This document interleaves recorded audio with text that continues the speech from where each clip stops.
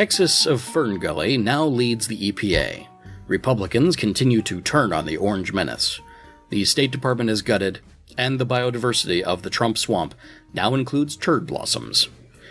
All this and more in your Trump Damage Report for February 17th, 2017. Buckle up, cupcakes. How does one get rid of millions of individuals who have been part of America for years? How does one purge a nation of a scapegoated minority? The Associated Press reported today that Trump is considering mobilizing the National Guard to round up unauthorized immigrants. The initial proposal calls for activating 100,000 soldiers to enforce Trump's punitive crackdown on immigrants in America.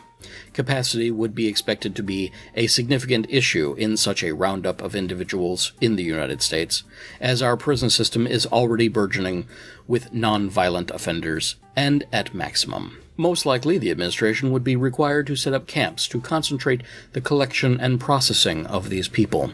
That subtle noise you hear right now at the edge of your consciousness is a significant number of your grandparents and great-grandparents screaming at you at the top of their lungs from the grave.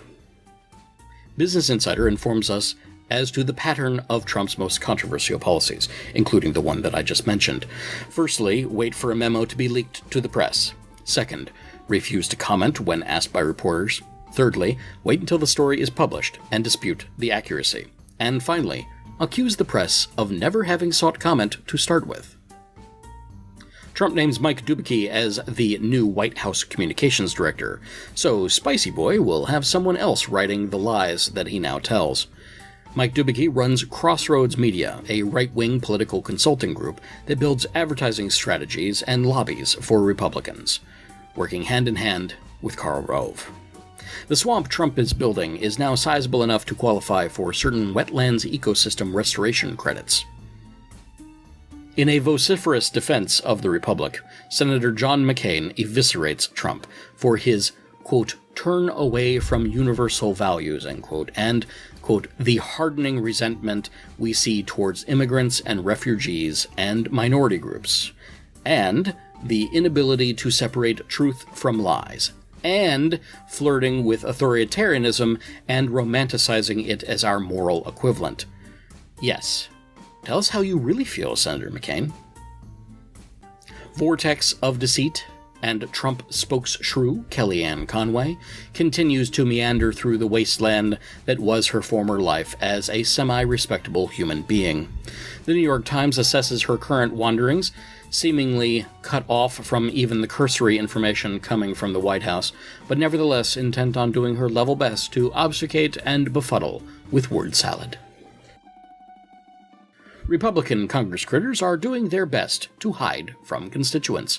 Vice reports that more than 200 Republican congressmen are now skipping scheduled town halls with voters in their district.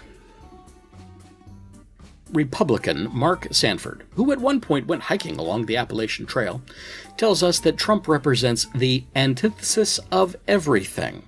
All of a sudden, a guy comes along where facts don't matter. He says, our republic was based on reason. The founding fathers were wed to this notion of reason. It was a reason-based system, and if you go to a point wherein it doesn't matter, I mean, that has huge implications in terms of where we go next as a society. We agree with Sanford. The Senate has confirmed Trump's pick, Scott Hexus of Ferngully Pruitt, to head up the Environmental Protection Agency. Pruitt has called for the dissolution of the EPA, that he has now been appointed to lead. He has sought to eliminate or dismantle major protections on clean water, as well as any measure to slow the rate of climate change. Oil lobbyists have used Scott Pruitt as a blunt tool to fight against regulations on gas extraction, and Pruitt's home state of Oklahoma now suffers from more than 1,000 earthquakes per year due to the fracking which Pruitt helped advocate for. This is up from an average of only 2 earthquakes per year from before. During Trump's insane, rambling press conference yesterday, a Jewish reporter asked a question. Trump misunderstood the nature of the question and instead immediately defended himself against any allegations of anti-Semitism. Former presidential candidate Evan McMullin pens an op-ed for the New York Times, pleading with his fellow Republicans to protect the nation against Trump. Massive layoffs have been effected under comic book villain and current Trump Secretary of State Rex Tillerson. Much of the 7th floor staff, who serve as coordinators between the State Department and county bureaus, were informed their services were no longer required. These individuals are responsible for relaying information speedily where critical timing is concerned. One hopes that no attacks occur on our embassies under Mr. Tillerson's watch, while the State Department struggles to replace these laid-off staffers. The Russian state apparatus and the Russian state-controlled media may be fawning over Trump, who has hitched his star to, and may owe his rise to, autocrat Vladimir Putin. The Russian people themselves, however, are growing mightily tired of the Orange Menace. ForeignPolicy.com takes an in-depth look at the Russian turn in attitude towards Twiddler. That's all for today, we hope. Hit the subscribe button now to make sure that you get the next Trump Damage Report in your feed. Share with your friends who ought to know what Trump is up to, and if you've enjoyed our report, hit like. If you didn't, hit dislike. Tell us what you think in the comments section. Above all, and as always, stay vigilant.